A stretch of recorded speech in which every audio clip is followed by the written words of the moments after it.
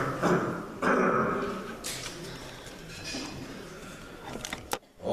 Namo Bhagavate Vasudevaya.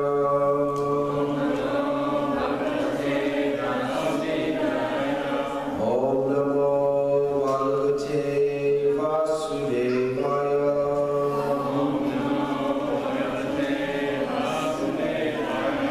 Om Namo Bhagavate Vasudevaya.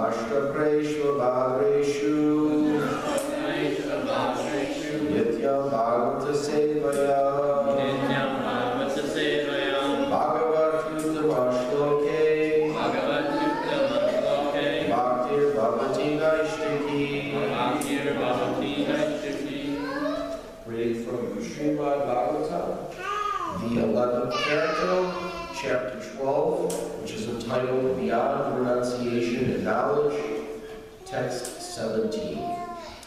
Shri Bhagavan Vacha Saisha Jivo Vivarapasuti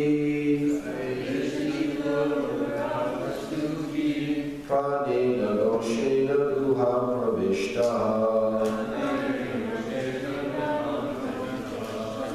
Manomayam Sukshmamupetya Rupam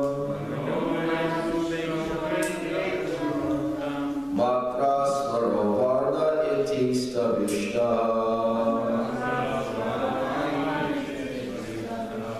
Shri Bhagavan Vacha Saesha Jivo Vivara Prasuti Pranena Doshena Guha Pravishta Manomayam Sukshmamupetya Rupam Matras Parovarna Itista Vishta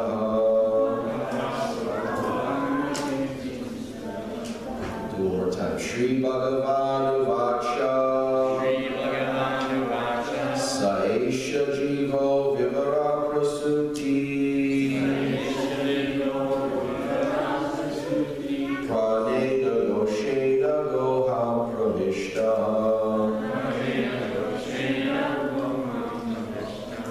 Manomayam Sukshmamupetya Rupam Matras Paravarna Itista Vishta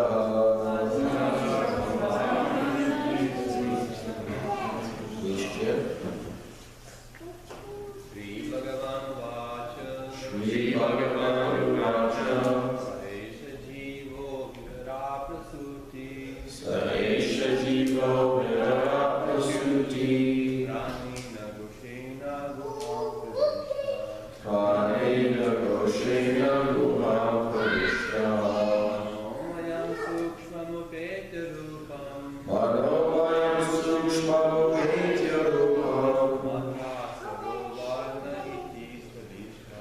Matras Paravarna Itista Vishta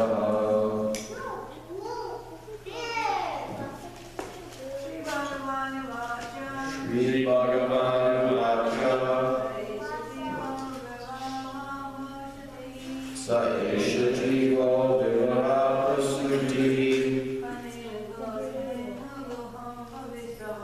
Pranena doshena ruham pravishtaha. Manomayam sukshmam vedya rupam. Matra svarovana iti stavishtaha. Shri Bhagavatam Dasa. Sa esha jiva vivara prasuti.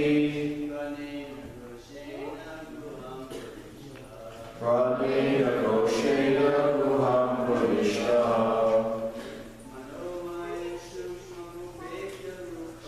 Manomayam sukshmam vedya rupam.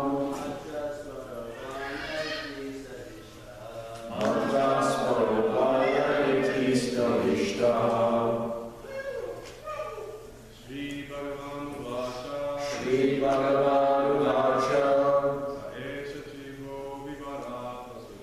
Sa esha jiva vivara prasuti.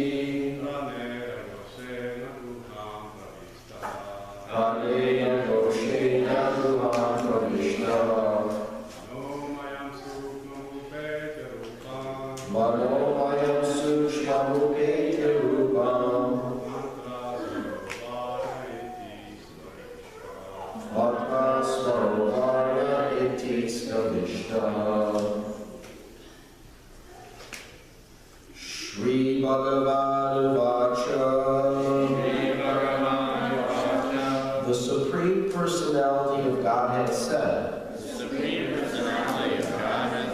Saha, Eshaha, He Himself, Jiva, the Supreme Lord, who gives life to all, Vivara, within the heart, Prasuti, manifest, Pranena, along with the life giver, Oshena, with the subtle manifestation of sound,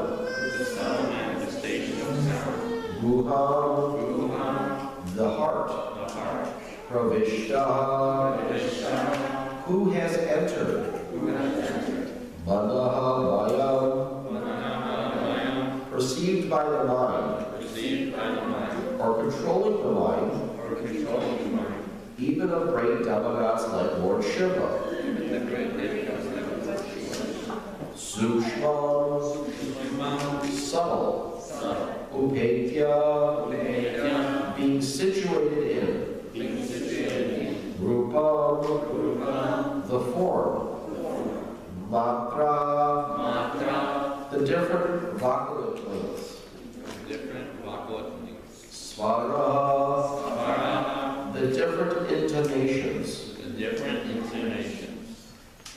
What that's talking about there is when you're chanting Vedic, or what should you say, Alaukika Sanskrit, which is Sanskrit from the 4 Vedas, like the Purusha Sutta. There's ways of pronouncing it based on the certain notes. So like when we're chanting Bhagavatam or Bhagavad Gita, it has a certain meter. The meter that you chant Alaukika Sanskrit is different. And those are your svaras. It's like Om Tad Vishnu, and it goes up and it goes down like that, whereas it's different in Alaukika. Varna, the different sounds of the alphabet. Iti, thus. Stavishta, the gross form. Translation. The Supreme Personality of God has said, My dear Uddhava, the Supreme Lord gives life to every living being and is situated within the heart, along with the life air in primal sound vibration. The Lord can be perceived in his subtle form within the heart by one's mind. Since the Lord controls the minds of everyone, even great demigods like Lord Shiva, the Supreme Lord also assumes a gross form as the various sounds of the Vedas, composed of short and long vowels and consonants of different intonations. Purport by the disciples of His Divine Grace Srila A.C. Bhaktivedanta Swami Srila Prabhupada. Srila Vishwanath Chakravarti Thakur comments as follows on the dialogue between Lord Krishna and Uddhava. Uddhava was bewildered and doubtful because Lord Krishna explained many different processes such as devotional service, speculative knowledge, renunciation, mystic yoga, austerities, pious duties, and so on. However, all of these processes are meant to help the living entities obtain the shelter of Lord Krishna, and ultimately no Vedic process should be understood in any other way. Thus, Lord Krishna explained the entire Vedic system, placing everything in proper order.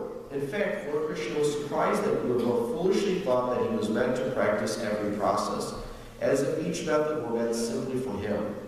Lord Krishna wants to inform his devotee, quote, "My dear Uddhava, when I told you that analytic knowledge is to be practiced, pious duties are to be performed, devotional service is obligatory, yoga procedures must be observed, austerities are to be executed, etc.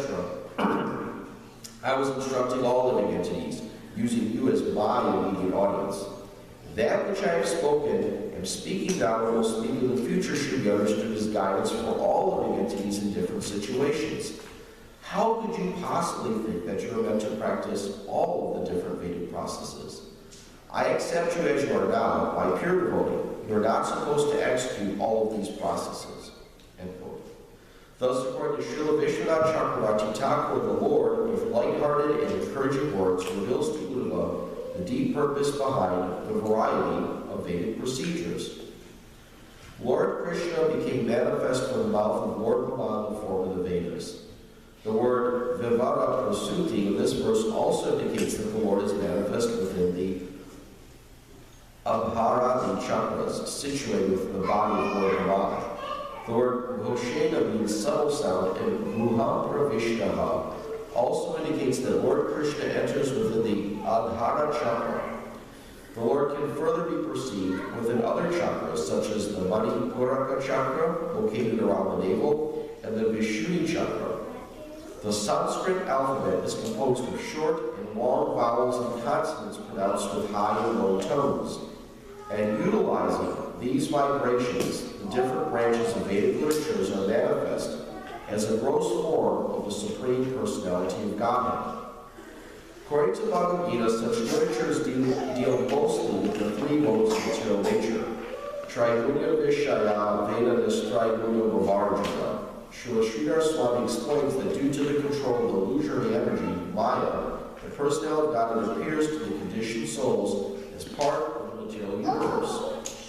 The imagined imposition of gross and subtle material qualities on the personality of Godhead is called avidya, or ignorance.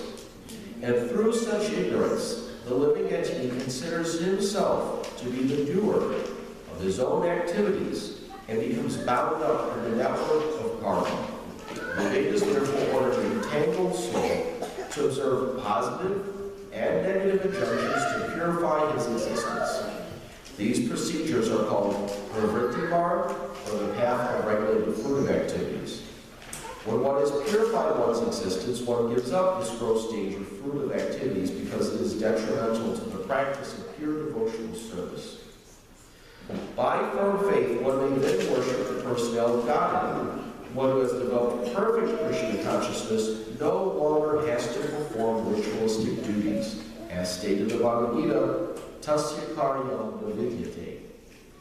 According to Srila Jiva Goswami, this verse may be understood in another way. See, if you stop for a minute, what Gopi Pradadharma was doing in this purport, as he's translated the different commentaries of the Charya. And so he's going through each one. First he went through Vishwanath Chakravarti Thakur, then he's reading Sridhar Swami's, and now he's talking about Jiva Goswami's. When you actually read the Tikas, though Sridhar Swami is always first. He's the highest, because he's the original commentator switched them. According to Srila Jiva Goswami, this verse may be understood in another way. The word Jiva indicates Lord Krishna who gives life to the residents of Vrindavan. And Vivara Prasuti indicates that although Lord Krishna eternally performs his pastimes in the spiritual world, beyond the vision of the conditioned souls, he also enters within the material universe to display these same pastimes. The word Duha Pravishta indicates that after displaying such pastimes, the Lord withdraws them and enters into his unmanifest pastimes, or those pastimes not manifest to the conditioned souls. In this case, Matra indicates the transcendental senses of the Lord, Svara indicates the Lord's transcendental sound, vibration, and singing, and the word Varga indicates the transcendental form of the Lord. The word Stavishta, or gross manifestation, means that the Lord becomes manifest in the material world even to those devotees who are not completely advanced in Krishna consciousness and whose vision is not completely purified. Manomaya indicates that somehow or other Lord Krishna is to be kept within one's heart. And for the non-devotees, Lord Krishna is Sukshma, or most subtle, because he cannot be known.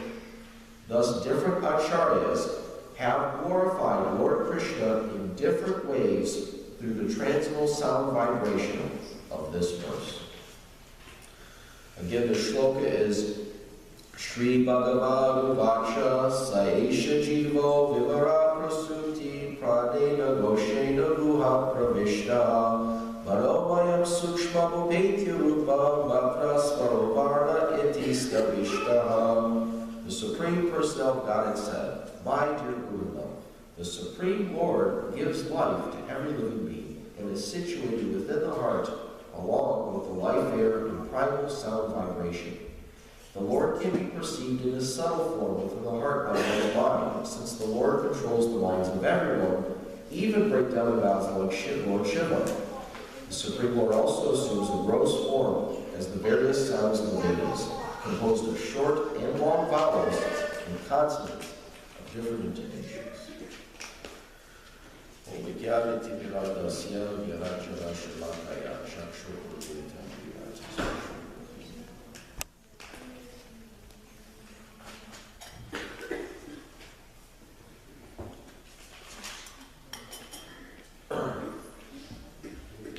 Hare Krishna.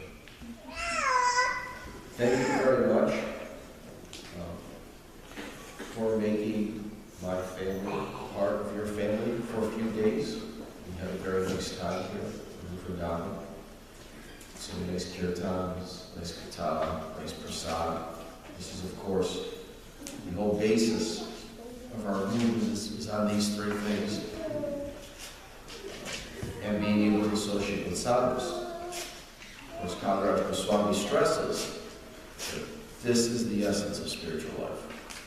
Sadhu Sangha, Sarva Shastra Hoy, Lava Matra, Sadhu Sangha, Sarva Siddhi Hoy. Even by Lava Matra, an insignificant amount of time with the devotees associated with what can make great spiritual advancement. We'll just make it 4 days if we really take advantage.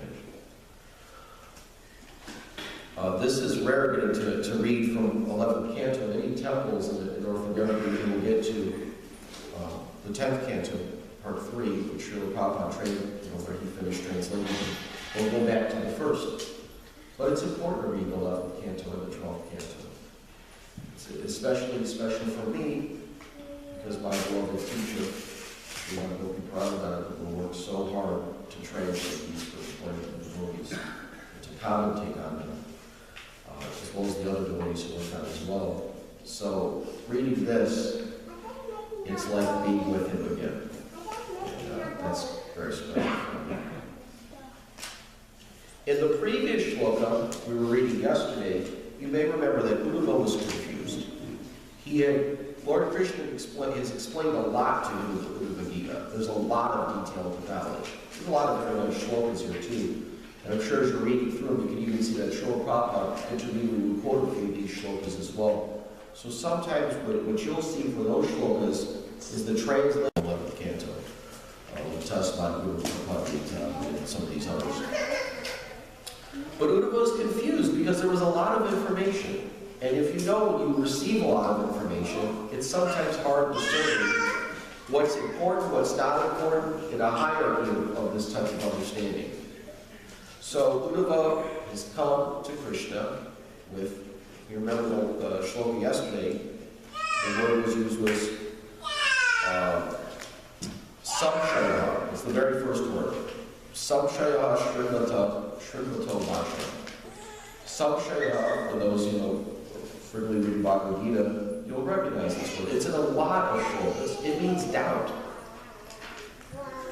And it is the duty of the disciple to come before the Guru and present his doubts.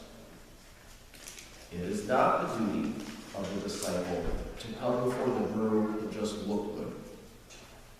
Just like when you go to the doctor, you don't appear in a doctor's office. Of course, you understand it's pretty plausible. And if someone were to walk in and you say, "How are you doing?" and they said, "I'm doing fine," you think they were crazy. Why would you come to see me then? You're paying $100 just to say hi? You go to the doctor because there's a problem. There's something wrong. And you come because you want it fixed. As disciples, we go to the Guru because we know there's something wrong. We are attached to material nature. And we do not have enough attachment for us around Sri Krishna. And that's a problem. At least we understand that. That's the beginning. Bhagavad Gita starts with that understanding.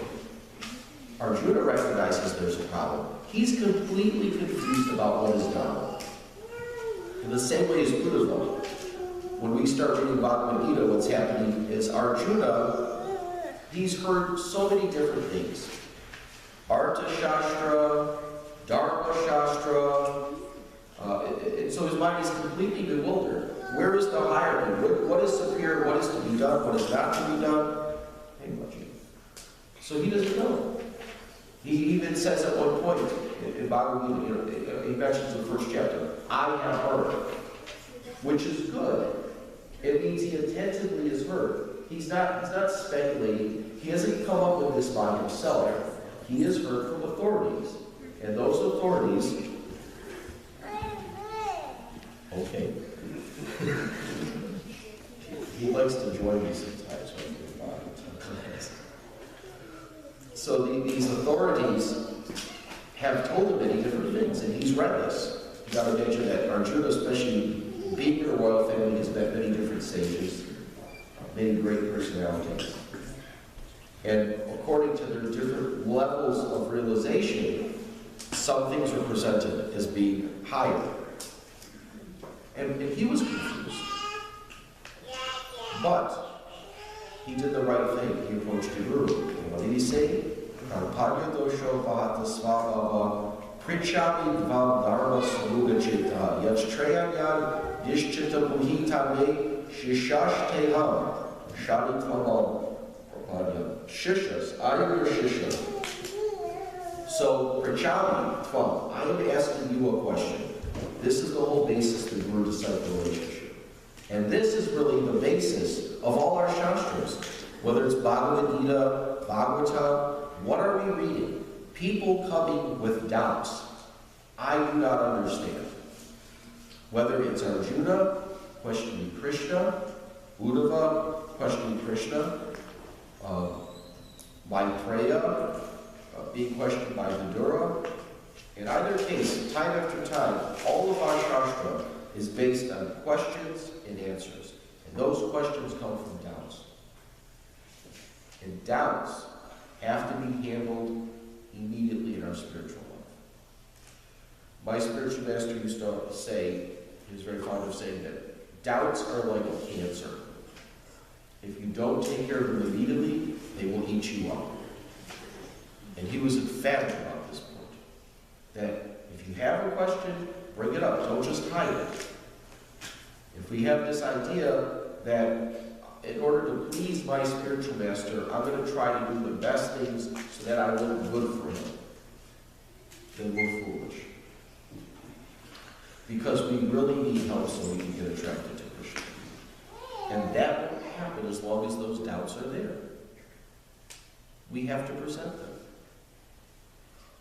And when we come before the Guru, as Uddhava is coming to Krishna, the Guru feels obliged to answer the disciple based on his humble inquiry. The disciple has come in a humble mood, saying, just as Arjuna did, that I am confused. I don't know what to do. You please help me. And the first thing the Guru begins explaining, there's three processes the Guru explains: Sambandha Gyan, Abhidya Gyan, Prayojana Gyan. Knowledge relating to Sambandha, our relationship with Krishna, knowledge pertaining to how we practice being in that relationship, and knowledge as to what is the goal of that relationship. If you look here at this shloka, it becomes quite clear with Krishna, that's what Krishna is doing. He's going right back, and he's starting with Sambandha Gyan. That, let me tell you about the Lord. The Lord is great. He is the jiva, he's the living entity that is both gross and subtle. He's manifest before us and he's not manifest before us. Why is he starting off with this knowledge? So we can understand clearly the difference between the Supreme Lord and the living entity. The Supreme Lord is great, the living entity is limited. And so gradually he will build it back up. Because of this, consequently, it is the living entity's duty to serve the Supreme Lord because he is great. That is his constitutional position. This is Sambandha Gyan. This is the foundation, the basis of spiritual life. Now, in the purports, where it's discussing about Srila Vishwanath Chakravarti Thakur and what he's commenting upon this verse, he's mentioning that Krishna is indirectly chiding Uddhava. That he's telling them, yeah, I've explained all these different processes, but for you, you're a devotee. And because you're a devotee, these other processes, they don't apply to you. Now, the question we have, and the question that often those who are sadhakas have is, well, what duties do I still have outside of the sphere of devotional service? Which type of dharmic duties, social duties, or other religious duties? See, because at first it's easy to tell somebody, Sarvadharman Pritya Jamamekam Sharam Prajaham Tvam Sarvapami Moksha Shami Masutra. You just surrender to Krishna. Mashucha. Don't worry about that. But then we get people that come to devotional service, start practicing it in sincerity, and what happens? They start finding, but I'm not on that level of full surrender. And because I'm not on that full level of surrender, certain other things are haunting me, and they're still affecting my consciousness, and they're interrupting my ability to serve. Krishna always talked about this in Bhagavad Gita. And actually, if you remember, at the end of the second paragraph, this shloka, just the fourth pada, is quoted from it. Tasya karma. This is 17th shloka in the 3rd chapter. Yastvatmaratra evasyat apatritascha manavaha apanevapadaatushta tasya karma vidyate. For one who takes pleasure in the self, who finds satisfaction in the self alone, and who is fully satiated in the self, for him there is no need. So one may say, as many would like to often quote, well, there's this shloka in the Bhagavatam, the 10th canto, and it says that I don't have any more obligations to family or this and that, because I'm a devotee. But what that's doing is someone is mistaking their eye. They're like a doctor who's trying to sum up themselves. Well, I'm a devotee now. And because I'm a devotee, I'm above these different things. But this isn't the proper way to do things. We don't self-diagnose ourselves. We know we're professional. And that's why we approach a guru. And the guru can see what is our icon, what is our qualification, which level are we at. And because of that, he or she will modify those instructions to us based on our particular circumstance, where we are at. Yesterday, my relative was giving class in the afternoon, and she was talking about Srila Prabhupada and some of his instructions. And it's very nice. She was also talking about how Prabhupada would, he would go on morning walks, for example, and devotees would get very intimate association with Srila Prabhupada. And she was talking also about the letters that Srila Prabhupada wrote. And one thing you find that's unique, if you've noticed, is the tone of Srila Prabhupada can be different from his letters to his morning walks to his books. It's the same person. You can easily tell this is Srila Prabhupada. His diction and the way he speaks, which to all of us is very endearing. But what you can't tell is that his mood will change at times, based on who he's talking to. Now, for example, when he's writing in his books, he's giving general instructions. These are for people in general. However, when you go to read Srila Prabhupada's books, his letters, you'll often know that there's a little bit different tone. And sometimes someone may think, well, Srila Prabhupada actually seems to contradict himself, right? And they say, well, in his letters, he seems to be saying something different than maybe what he even said in his books. Why is that? Well, who is he talking to? When he's talking about Bhagavatam, here is the Shastra, here is the Siddhanta. But when he gets to his letters, here is practical application. And that practical application may be a little different based on the circumstances. Srila Prabhupada gave the example that for one type of person, for people in general, you may say, don't smoke cigarettes, right? Surgeon General warning, do not smoke cigarettes. There is no benefit to playing on that white flute. It'll kill you. However, is that instruction for everyone? No. There may be another man who is addicted to smoking cigarettes. So for him, he may not be able to just absolutely just give it up. So a doctor may talk to him and say, okay, just smoke one cigarette a day. Now, should people smoke one cigarette a day? No, not at all. It's not even one's healthy. But why would seemingly a doctor be recommending something to one person that's detrimental? Because for that person, it's not detrimental. It's actually beneficial. But that type of instruction that they're receiving, in Sanskrit we call this naimittika, which means temporary. It's not an eternal instruction. It's just meant for that time, place, and circumstance for that person. Once they can become disciplined enough, then the guru will then change that instruction. We should also find in our spiritual life that what we did necessarily in the beginning of our spiritual life is not going to be something we're going to continue to do many years down the road. We may find even that there's some association we had in the beginning of our spiritual life, and then later on as we matured, we had to give that up. And even that person may appear to have been a devotee. But we find that their association was detrimental. In the beginning, it may have been helpful. Later on, it was not so helpful. One of the things, and this is really the cornerstone of Guru Ashraya. Why we have to accept a guru. Because we need someone to give us practical instruction and practical application of how to practice the philosophy.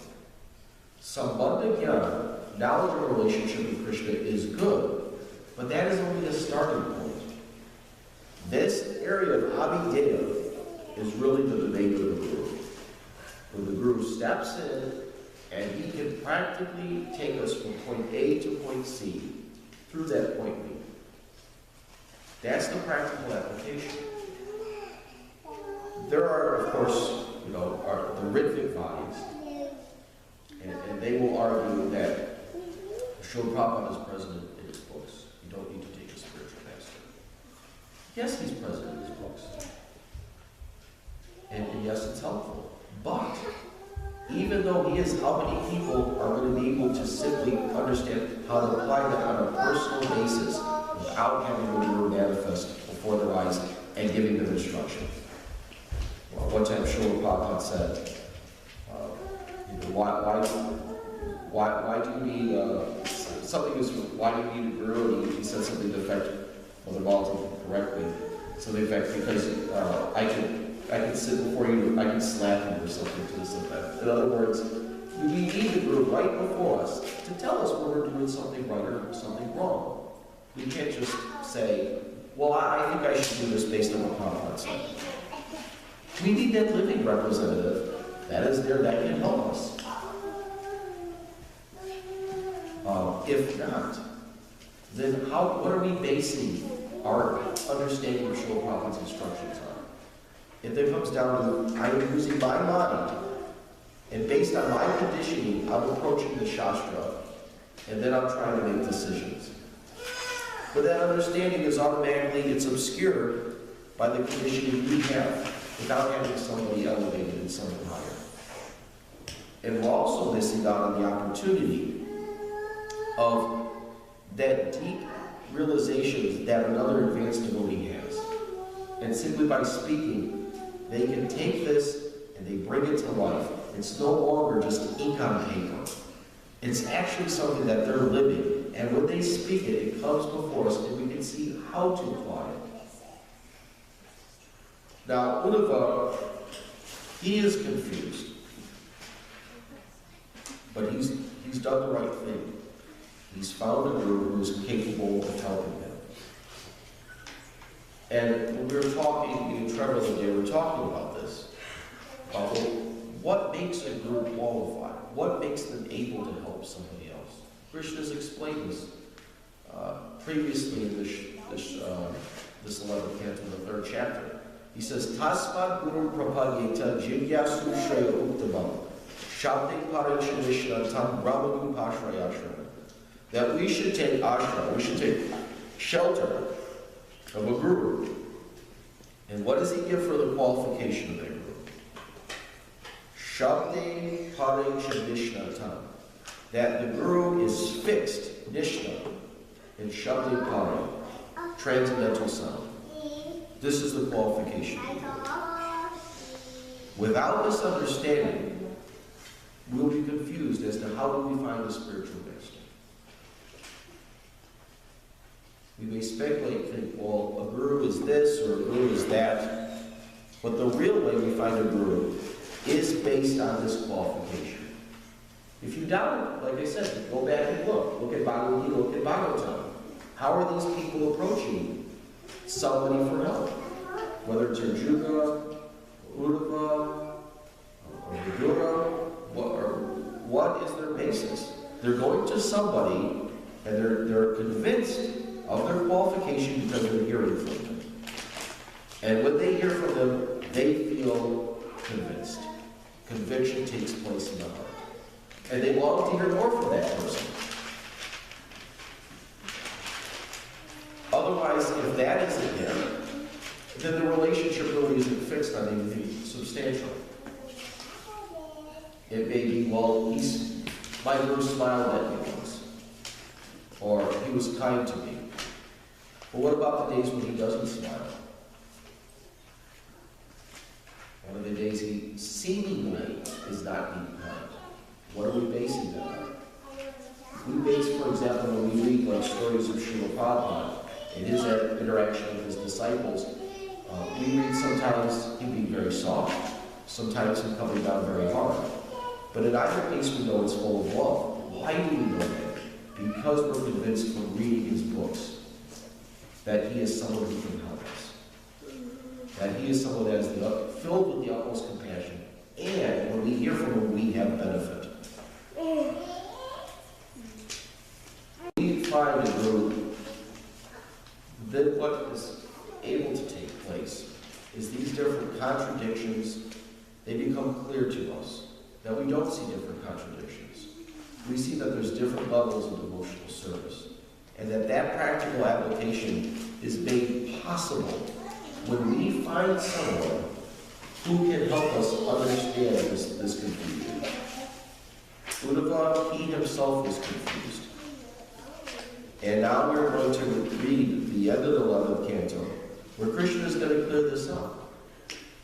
And he's going to ultimately bring Vrindavan back to the point of understanding that devotional service is pure, and it is the highest form of yoga, and it is the perfection of life. But for the time being, he's going to have to walk Vrindavan on a very practical application about these different standards, so that when we ourselves come to devotional service and we're not able to take to some of us may not be able to take to the highest path first, we can see the different levels and we can get on the level that we have our adhikar for, and the group will gradually help us come up to a higher stage. Because the perfection of devotional service is not to come and to simply be attached to rules and regulations, but to ultimately be able to transcend any rule or regulation and come to the highest point, which is serving Krishna spontaneously. Hare Krishna. So, do you have any questions or comments? Yes, Patel.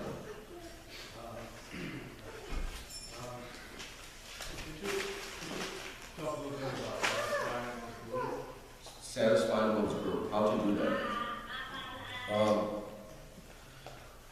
Well, I think the best way to approach that subject is to think about the shloka in Bhagavad Gita, where Krishna is telling Arjuna to approach a guru.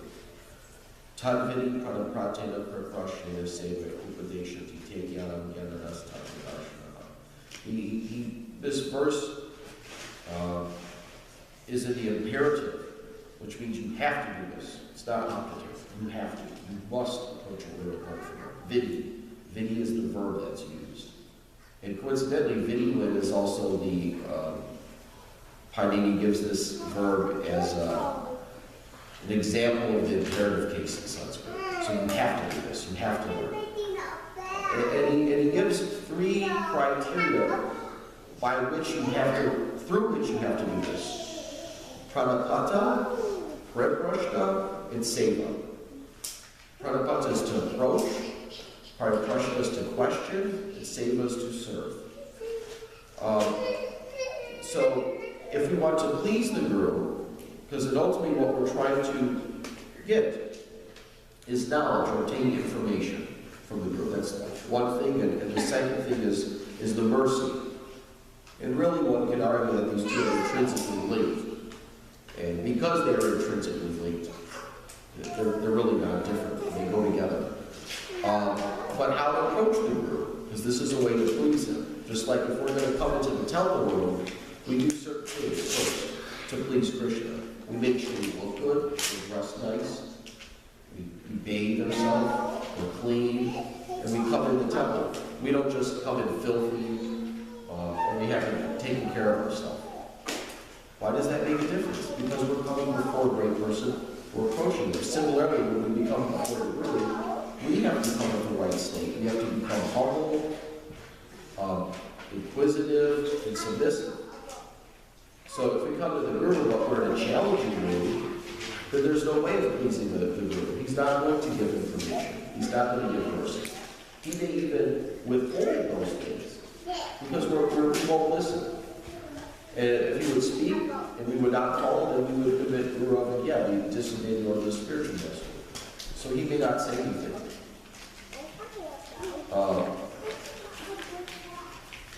There was one time Chopin was giving a Padma program in India, and there was one hippie in the audience, and to the amazement of the audience and his disciples, this man was kind of challenging Prabhupada, so Prabhupada said, let him come on the stage. And so he started, the hippie started challenging him. Prabhupada started yelling at him, and yelling back. And even some of the audience got up and they walked out. And some people were confused.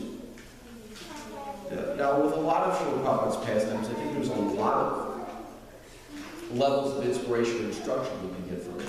At least the one I took away was Srila Prabhupada was showing us how you showing us an example of someone how to not approach the spiritual master. We have a lot of cases with Srila Prabhupada's disciples. They love Srila Prabhupada, and they're coming because they want to hear, even though some of them, maybe at times.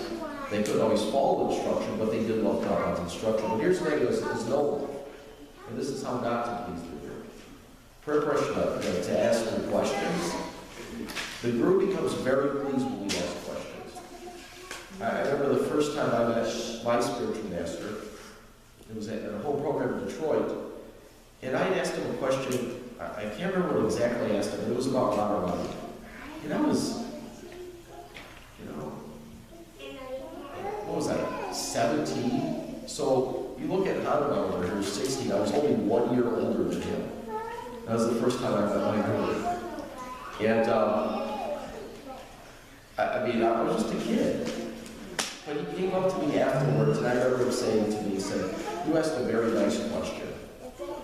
And I felt like I was walking on air for days.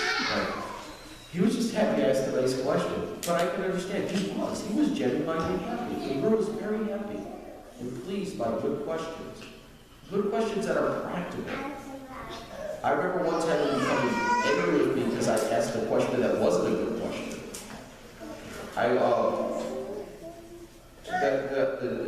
Radha Bihari in Detroit, Radharani, her cheeks sometimes would be a little more reddish, and sometimes they wouldn't be. So I should have really went asking Vajari why this is. But, when you're with your Guru, you take the opportunity, you say, I want to ask him as many questions as I can and get information from him.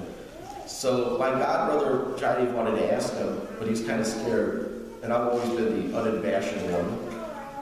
They'll just do anything on a dare. So he said, you go ask Gurudev. I said, okay. I said, Gurudev, why sometimes Radharani's cheeks redder, and on some days it's not? Why I said Radha? Well, I had a god sister Radha. So he thought I was talking about her. And he said, why are you asking me about her personal habits? It's not a business of a sannyasi. Now, someone may look back and say, well, that wasn't fair of him. He misunderstood your question. But no, he was wrong. Because the problem was my mentality was not right. I wasn't asking in a humble, submissive manner. I was just trying to act like someone trying to acquire knowledge, and that's not the way to approach a Guru, just to get data. And you put me in check in this one. The third way is seva, to serve the Guru. I'm sorry I'm using examples of me and my spiritual master. It's just my word of reference. So please forgive me if they sound subjective. But when I was with him, when I was his personal servant, one thing he kept on yelling at me about, I remember. And again, I was a kid, like 18 years old, and I'm all flustered and making stupid mistakes. And, I look back and think, what was I thinking when I did some of this stuff? I was young, But he understood that.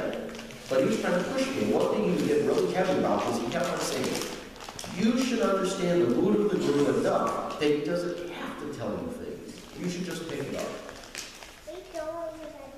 And how I got older, I finally get it, how you do that.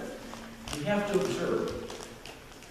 You have to observe what was important to him and how he did things and pick that up. I've learned over time that the Guru instructs two ways. He instructs by speaking, and he instructs by action. And we think about Srila Prabhupada. You could just spend, countless days, for example, watching little videos of Prabhupada and how he would do things. And you learn so much. Even the way he would look. That look Prabhupada would have, the way he would walk, everything was so instructive. And we know that's true because in the second chapter of Bhagavad Gita, Arjuna even asked Krishna, what of a liberated Krishna? How does he speak? How does he walk? What is his language? So these things are important. So being with the Guru, we should also try to pick up by observing his behavior, listening carefully as well, that which things will please him, in which ways. He may make a comment sometime, offhand. Papa would like to do this. He wouldn't directly say something, just kind of offhand. But I think it was a bit of a test to see, are the disciples paying attention? Are they listening carefully? And that's also important. So those are, I think, are a few ways that we take that shoulder and meditate upon it. We take those three criteria. I think that will help us understand how to use the circuit. Does that help? Anything else? Yes, Joe. I heard some people say, I think maybe you can tell it's Shastra, but taking decisions yourself. I've heard this say. You have to repeat. Yes. The question was, he said, is this Shastra? He has heard many people say that when you take or seek advice, you should ask 3 Brahmanas. And he's asking if this is Shastra. I don't know. I've heard that many times myself, and that's kind of the rule I live by. When I get a quandary about something, at least call 3 devotees. But does anyone know, did at least Srila Prabhupada say this? Or no one, we don't know. I don't know, so this is a topic of research. I think it's at least a good proposal. And I believe that's the kind of some of the premise of what the GBC works on as well, is, we have a quorum of devotees and we're going to have different opinions, but if we all can get together, you kind of hash it out, you find that as a good way of approaching the truth. I think, talking to at least 3 or sometimes even more devotees, at least on a practical level, you see different facets. Like, for example, if you got a question, you may speak to Sannyasi, and his answer, the essence may be the same as, say, a Mataji you talk to, but kind of the applications will be a little different, maybe the perspective, because they have a different perspective on it. And I think that's very valuable. Those different devotees, certain devotees have gone through problems, certain haven't, certain those that others have gone through something. And in addition, how people have come out of the situation and the realizations they gain may be quite different one from the other. You may have one devotee who's lost, for example, a parent, and another who has. But their realizations may be far different from each other. So when they're talking to you, when you come and say, well, I've lost one of my parents, then, how do I handle this? And their realizations may be different, but it's nice to have that long view. Another rich way, we see that as well, is when you're reading the commentaries of the Acharyas, that they'll have certain emphasis and certain focus. You read the original Sanskrit. For example, Sridhar Swami will be very terse, to the point. Vishwanath Chakravarti Thakur tends to be very elaborate, a little bit long-winded. Jiva Goswami will be very shastric. But it's not a fault. There's different flavors based on realizations. If you find out the answer, you tell me. I like it. Anything else? Yes, dear. I was just thinking about, I've been thinking lately about how different devotees will say the only way to please Krishna is by book distribution, or the only way, different things. A lot of people have the only way. And generally, the people who say the only way to please Krishna is by book distribution are book distributors, or whatever. Yeah. And even in the Shastra, we'll hear so many different things. If one does X, Y, and Z, he'll get Krishna's mercy, or all the acharyas will give their blessings, or different acharyas will say certain things. If you do this thing, you'll go back to Godhead. So you can talk about how the Guru can, because it's apparently contradictory. There can't be 100 different best ways, but then the Guru can tell somebody what's the best way for them, and just kind of. Yes. Well, I think the best way to understand that is one way when. Yeah, okay, the question was, she's saying many devotees will come and say the best way to please Krishna is X, Y, and Z. And she said that will change, and even different devotees will quote Srila Prabhupada like this. Well, to answer that really concisely, there was one time when the devotees approached Srila Prabhupada and they asked him this. And his answer was, the way you can best please me is by becoming Krishna conscious. I think when you take that and you look back at the other things, you see that they're relative. That it's going to be relative based on the person. I mean, and also I think another way of looking at it is not just looking at the act itself, but looking at the essence. For example, let's take book distribution. What is really the essence of book distribution? At the essential core of it is mercy for another living entity, giving compassionately. And that may take the form of many ways. I mean, you may find somebody, case in point I was talking to somebody the other day. I can't remember who it was. There was someone here. I'm never slipping. But I was talking about our god sister Isha Padishah. And I said, do you know that she knew Gurudev, my spiritual master in high school? And the boy said, no. I said, yeah. And then later on, she got initiated by him. I said, I think that's testimony in itself about, his spiritual advancement, that even at a young age in high school, she was impressed by him. Now, look at that, and so many years later, for example, she becomes a devotee. Did he necessarily give her a book? Back then, no, but what did he give her? He gave her compassion. And that compassion changed her heart and endeared him to her. So I think that we may take different types of services, but all of them, they have that fundamental understanding of Prabhupada saying, becoming Krishna conscious is the most dear to me. And then really at the essence of becoming Krishna conscious means seeing ourselves, seeing our position with Krishna, and taking the mood of Chaitanya Mahaprabhu of, I've been given this great thing, let me help others. And then when we have that understanding, we're going to see it manifest in different ways. We're going to have certain devotees that are going to say, I want to implement Varnashram Dharma. Why do I want to do that? To please Srila Prabhupada and to help the fallen souls.